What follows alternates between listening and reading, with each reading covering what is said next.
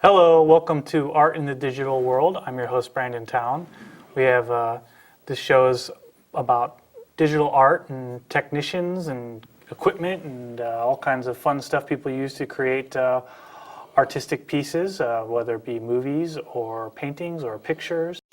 Or in today's case, we have someone who has been involved with some radio and sound. So I'd like to introduce you to Tom Strother. Thank you for coming today. Happy to be here. So tell me a little bit about yourself. Tell me what is it that you do? Your title in the show says sound engineer, so maybe... Well, it's not entirely accurate. I used to be a sound engineer, and I started in radio back in the dark ages of analog radio. And then I left the business just after it started going digital. I worked for a little while in a movie sound effects company, and then went off and did other things. And I've come back to sound recording recently in the last couple of years, and am now enmeshed in the digital world of sound. So what got you started doing sound? I went to the KISS School of Broadcasting to be a DJ. And found that my talents lay more in the direction of production. So I was hired as the production director of a public radio station down in Santa Monica and worked there for about 9 years. Can you tell me what interested you in doing the production? Well, sound is a fascinating thing, and I don't know, I mean, of course, we're doing a video show here, but radio is a wonderful medium, and it's still really pretty present. I mean, I was listening to All Things Considered on the drive over here, and if your listeners haven't tuned into public radio, I would encourage them to do so. It's a wonderful medium for learning things and listening to things. And then if you're going to pursue sound into digital video, you get to some very interesting and creative aspects of the audio world. Can you tell us a little bit about what kind of shows that you actually worked on there? Oh, for the public radio station? Well, yeah, I was the bureau engineer for the LA News Bureau when it very first opened up, NPR's News Bureau. But my primary job was the day-to-day operation of the sound of the radio station. We did interviews, live music, radio drama, and a host of other programs, ranging from poetry readings to jazz concerts out at clubs in town and so forth and so on. And so you did a mixture of live and pre-recorded, or was it all live? Or? Oh, no, it was all quite a mixture of live and pre-recorded. Okay.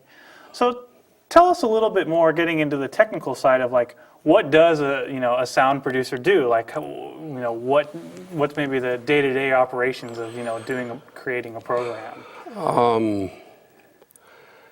Well, from the sound perspective, you assume everybody else has got the show ready to go, and all you're doing is the sound. Now that's the sound engineer part. That's not the production director part. The production director's task is somewhat more complex and broad. But from a sound perspective, it would be determining what the show is. I mean, are you doing music? Are you doing voices? Are you doing multiple sound effects for a program?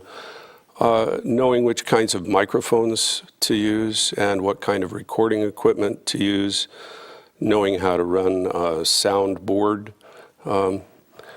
You've got one here, and they're running a soundboard right now, taking the sound from this microphone and linking it up to the video in there for broadcast to your audience later on.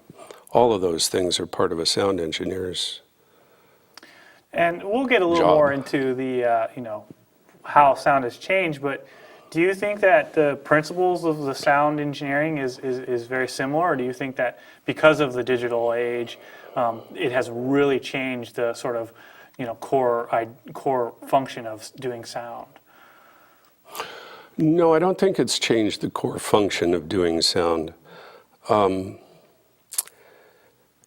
It's more on the order of somebody who's been used to driving an open-air Jeep that would only go 35 miles an hour and putting them in a Porsche. The ability to record sound and manipulate sound in the digital age is vastly faster and more flexible. So I see you brought some equipment here, and I do recognize a little bit of tape there. So maybe you could tell me a little bit about your experience with that, because I believe that's what they use for recording the sound, right? Right. Well, I'm in radio. So radio, from its earliest days, was of course live. And then when radio became very, very popular in the 20s and 30s, it became important to take a show, say the Jack Benny show or one of those other great old radio shows, and broadcast it not just in New York, but in Chicago and San Francisco and Denver and other places. So they actually used to record those programs on a disc, record them on a record. And we used to have one of those records. It was about this big around, and it contained a half-hour radio show. That was before my time, mind you. I'm old, but I'm not that old. After World War II, that recording went to audio tape, and this is a sample of a little piece of just regular Ampex recording tape.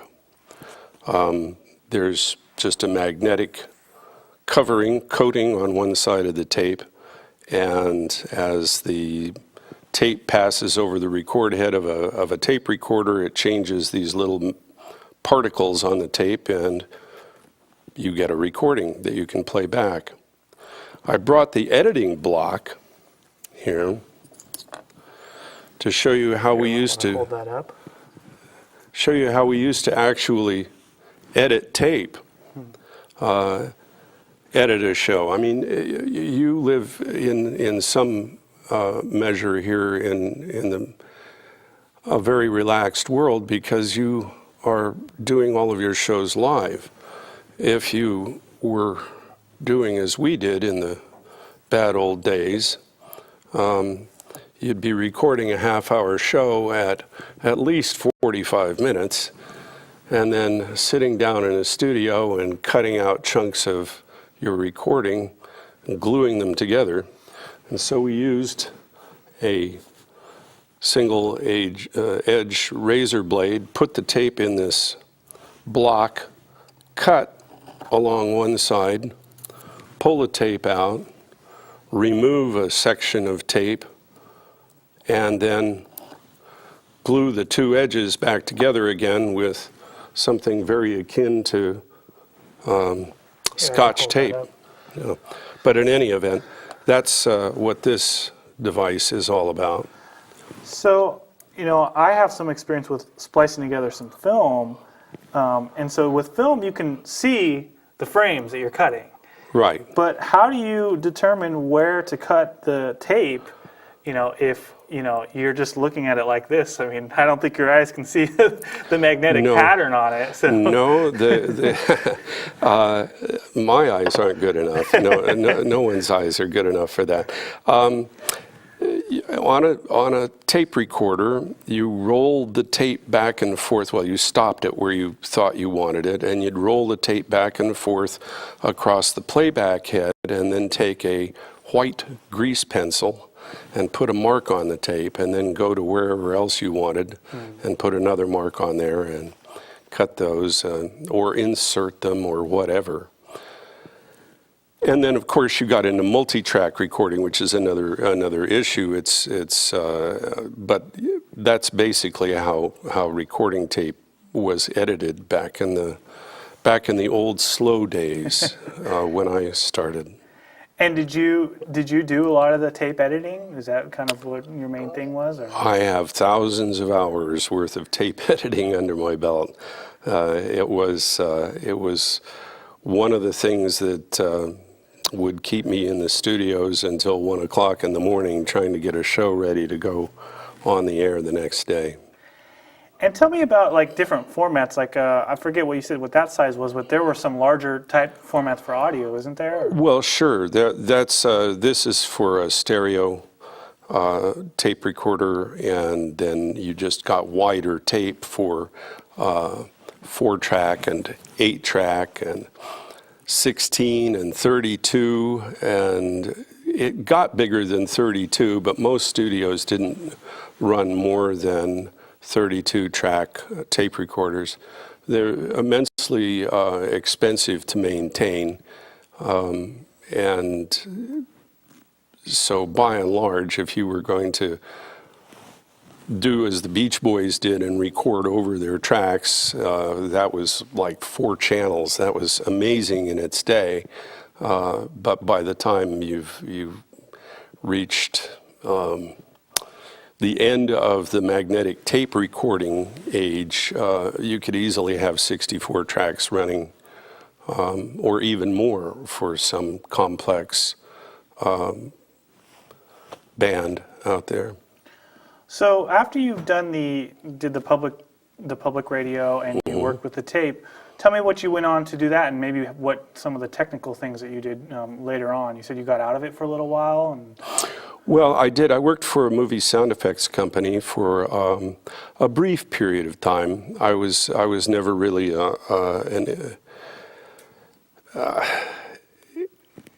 well, let's say, to get into that business, by and large, you start, as you do very often in smaller studios, as a volunteer. I was lucky enough to get into a very advanced studio because they'd listened to my work on the radio station, and they were doing Basic Instinct the day I walked in, actually, and they had Reservoir Dogs going on in another studio. So Sex, Lies, and Videotape, they did remastered the old movies and did a lot of things there. But so I got to watch and listen and work with and then actually work on sound for several films, interesting stuff. And were they still using this kind of analog tape, or was it starting to switch Well, over this to is digital? film, so we're moving over into your area, Yeah. where the sound for the film was on film. So that's where we have magnetic domains. They're called the little particles of iron rust, basically on recording tape. There, you're doing it optically and creating an optical track that ran alongside the tape, and that's what we were doing. We were cutting tape and running it back and forth across moviolas and what have you to achieve sound. So after that, when did you start to do stuff where you started getting into the digital world? Or Well, I really didn't go into the digital world very much. I mean, of course I did some before I left the radio station, and some at the Weddington Productions. That was the sound effects company. But I didn't really do much in the way of sound for about the next 15 years, and then took a radio drama class just for fun over at Columbia College, and I mean, talk about a kick. That was Ellen Stewart teaches that class. I don't think they're running it this year, but they have in the past several times. And it is just a lot of fun to do that sort of thing. So I thought it would be fun, instead of being the recording artist, to go back in there and be an actor or work on a script or whatever. Of course, invariably, what ended up happening was I was back using microphones and recorders. I brought this thing along. This is a little Tascam digital recorder, and it's got two built-in microphones, and up there on the top, right? And on the bottom, it's got two inputs for remote microphones. It can phantom power. That's probably getting a little too technical there, but some microphones require power in order to operate. It can provide phantom power to microphones, so you can actually record 4 tracks at the same time on this little device. And I don't know, actually, I should know. I haven't had this thing that long, but I don't know what the upper limit is on this thing. This can record, I'm sure, what a stack of 10-inch reels of recording tape about that high would be able to record and play it back with great fidelity. Yeah, I've had just a little experience with devices like those. I mean, I'm mostly using video cameras, so they're built in, but it's amazing how much data you can get and how much sound you can get with just one little tiny chip, and be able to store so much. So, well, and it's a lot easier to edit with too. Yeah, well, let me talk about that for sure. a moment, because here we go. You want to hold that one up? That's that's a screenshot, basically. That is just put on a piece of paper there what you would see on a computer monitor. And let me show you what happens here. With this, you come along and you move your cursor over and you draw a line with your cursor, and then you move it over somewhere else, and you click the mouse,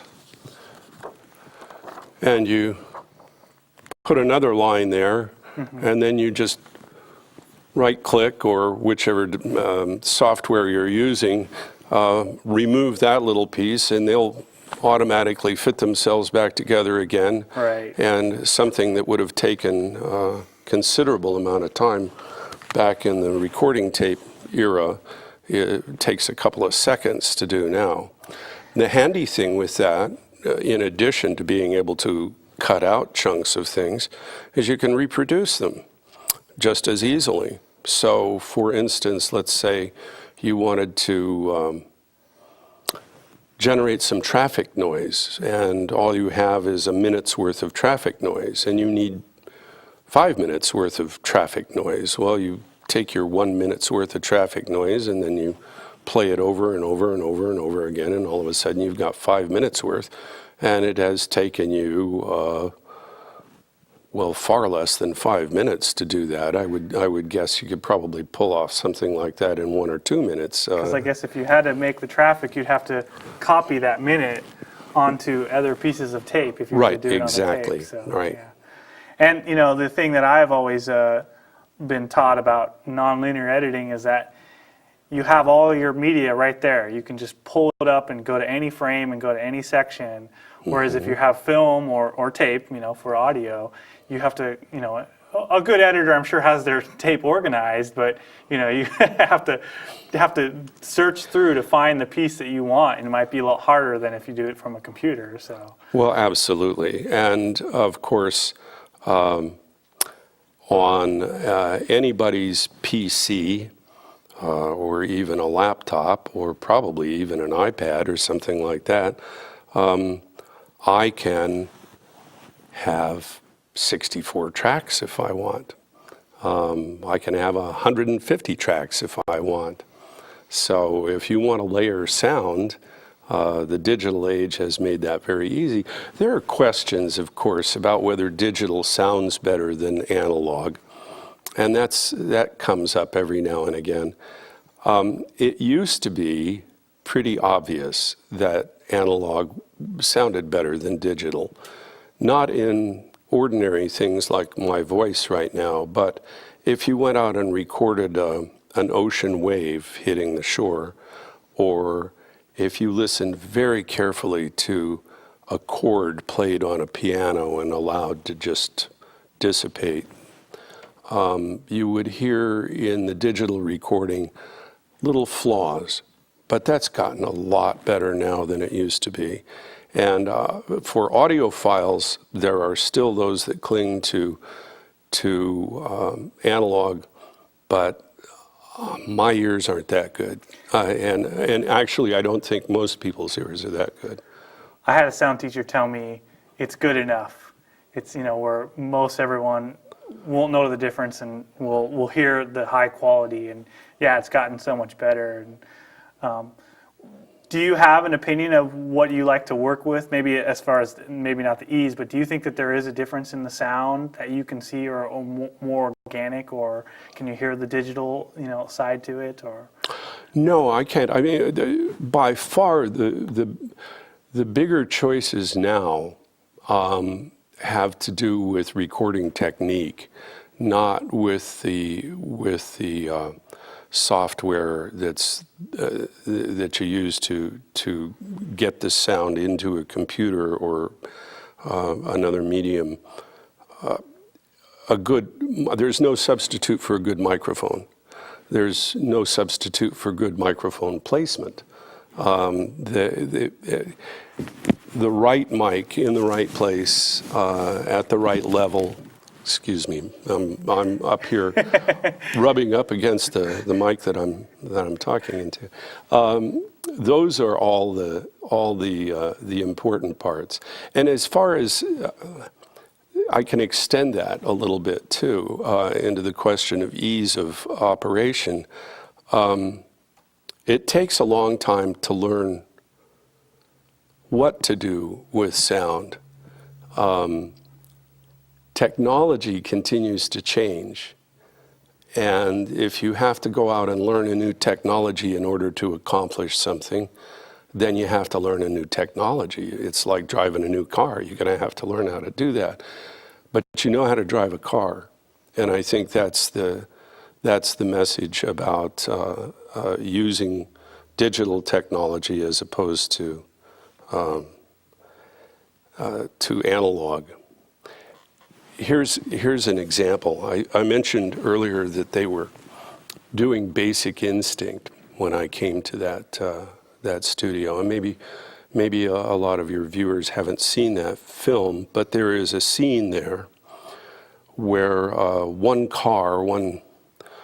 person is chasing another one on a very twisty road going down to the beach, and it is an angry chase, and you hear the squeal of the tires as they go around a curve. Well, if you listen, well, you can't listen to this, you can only hear the finished product, but if you were to look at what went into that, you would find in every tire squeal enhancements. The sound of a tire squealing is there, and that was recorded. But maybe there would be 4 or 5 different tire squeals that you take a little bit of this and a little bit of that. And if you moved all the way down to the underlayment of that tire squeal, you would hear tiger snarls. Now, as an audience, you can't hear that tiger snarl, but somewhere subliminally, that sound comes into you. Wow.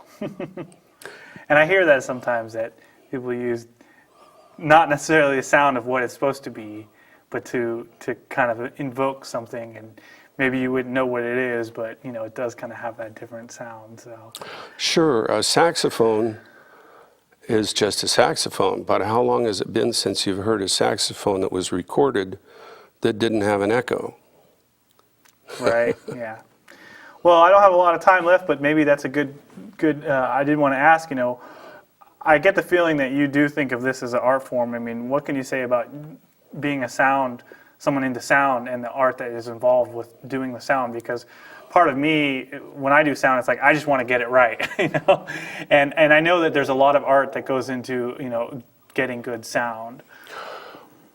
Well, in this medium, in what we're doing right now, absolutely getting it right is the most important thing, and that's hard enough. I think basically we're talking about just voices, and we're speaking to each other, so forth. It's not that tough, but you want to make sure that it sounds good and that it syncs up with the picture. You don't want to, an old Japanese movie. But in other applications, in other instances, you use sound to tell a story or to enhance a story. And at that point, it becomes a somewhat more creative field. I would encourage everyone in Calaveras County, wherever this gets played, to tune into your local public radio station and listen for a show called Radio Lab. That is one of my favorite shows of all time. I love that show. Well, it's a perfect example of how you use sound to tell a story, because it's not just two people talking to each other. It's layers and layers of sound helping to tell the story. And if you do it right, you don't really notice the sound that much, but the story becomes clearer and the information easier to understand. Mm-hmm. Well, Tom, we hardly even got into the radio drama that you did. So maybe one day I'll have you back and we could go into all that, because that's a whole other thing too, I'm sure. But thank you very much. It was, I listen to Radio Lab pretty avidly. That's one of my favorite shows, and the sounds are great. And NPR, there's a lot of great stuff on NPR, and we actually have a new local radio station that's trying to get up going, KQBM. And so they're going to be doing it's going to be kind of like our public radio. So I hope that there will be some opportunities for people to create some really awesome stories and do things like what you did. So I hope so too. Thank you, Tom, for joining us. Well, you're very welcome. I've enjoyed it. All right, and thank you for watching Art in the Digital World. We are going to be broadcasting some of these online on YouTube, so check us out on Facebook. There's a Facebook page for the public TV station. It's facebook.com/Calaveras Community TV. Thank you. Have a great day.